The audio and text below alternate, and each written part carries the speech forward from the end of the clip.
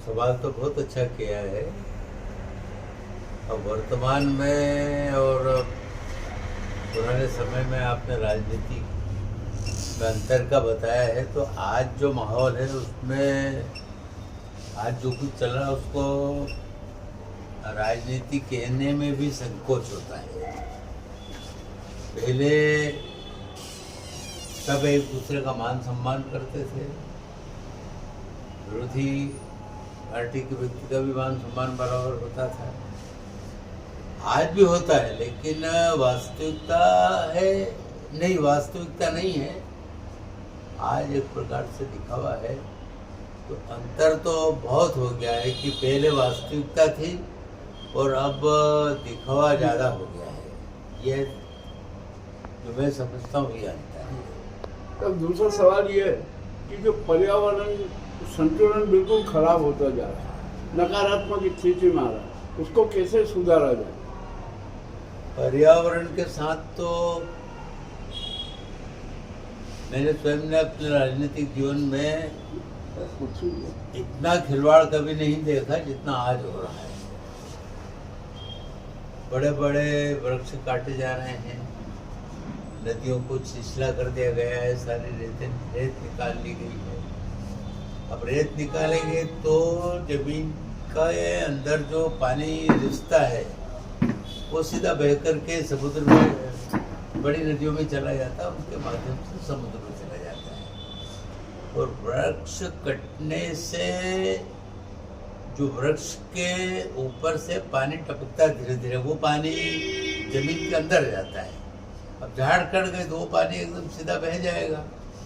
तो पानी के नुकसान के साथ साथ मिट्टी का कटाव भी हो रहा है, और मिट्टी का कटाव तो बहुत खतरनाक है।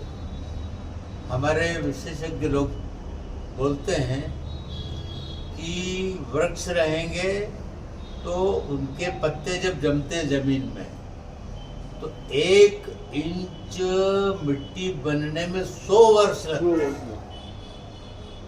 तो जिस मिट्टी को बनने में 100 साल लगे हैं, वो तो जेसीबी से और दूसरे साधनों से खींच करके ले जा रहे हैं, और जो ले जा रहे हैं उन्हें खुद भी नहीं मालूम कि हम लोग आत्महत्या करने जा रहे हैं। सर एक सवाल था कि जैसे कि CSR 400 करोड़ रुपया समथिंग आता है, तो वो पैसा जो है संस्था को दे के और पर्यावरण का सुधार हो सकता है, उसमें सुझाव दे सकते हैं आप उसमें सर?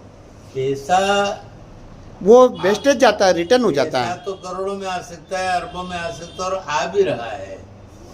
लेकिन उसका उपयोग मैं जो समझता हूँ कि वो सब कागज पे ज़्यादा होता है, कागज पे झाड़ लग जाते हैं, कागज पर ही पर्यावरण सुधर रहा है। संस्था को दे दिया जाए, NGO को, उससे काफ़ी सुधार हो सकता है।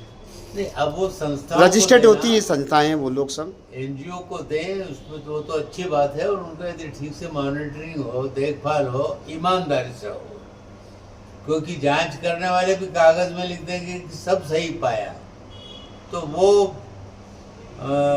वो वास्तव में देश के साथ धोखा है, देश की जनता के साथ धोखा है।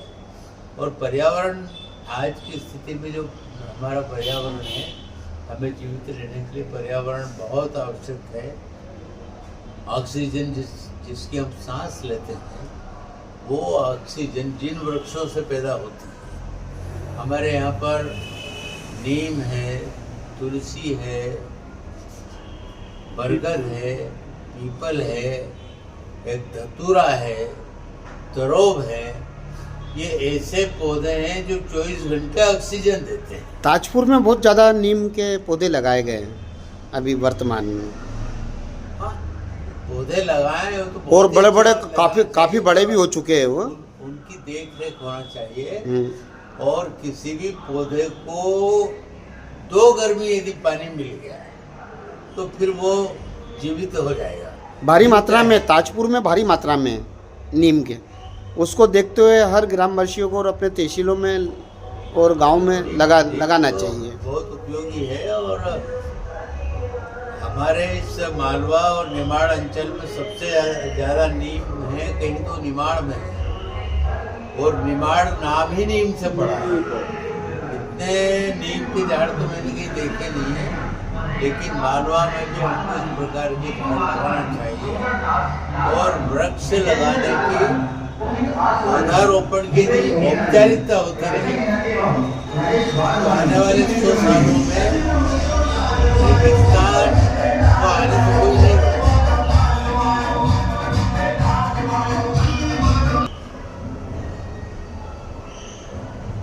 बताएं साहब आगे।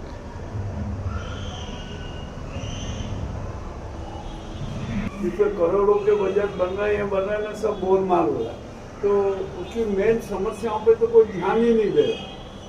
जैसे गोमुख बंद है, चिपरा घाटी का बहुत जमावड़ा बहुत हो गया है, उसका कोई गहरीकरण का नहीं, तो तटों की कोई सुरक्षा की व्यवस्था नहीं। देखिए, अपने देश के बारे में कई विदेशी विद्वानों ने पहले भी ये कहा है कि अमीर देश में गरीब लोग रहते हैं, यानी हम प्राकृतिक संसाधनों से बहुत अमीर हैं, हम उसका उपयोग कर नहीं पा रहे हैं। हम पूरे देश की बात न करें, यदि हम मालवा की ही बात करें तो नर्मदा जी का जल यदि हम मालवा में ले आए, अब हमने पहले भी जब विधानसभा में उठाए थे मामले, तो कई लोगों ने कहा कि नर्मदा में इतना जल नहीं है, आप खींच लोगे तो नर्मदा सूख जाएगी।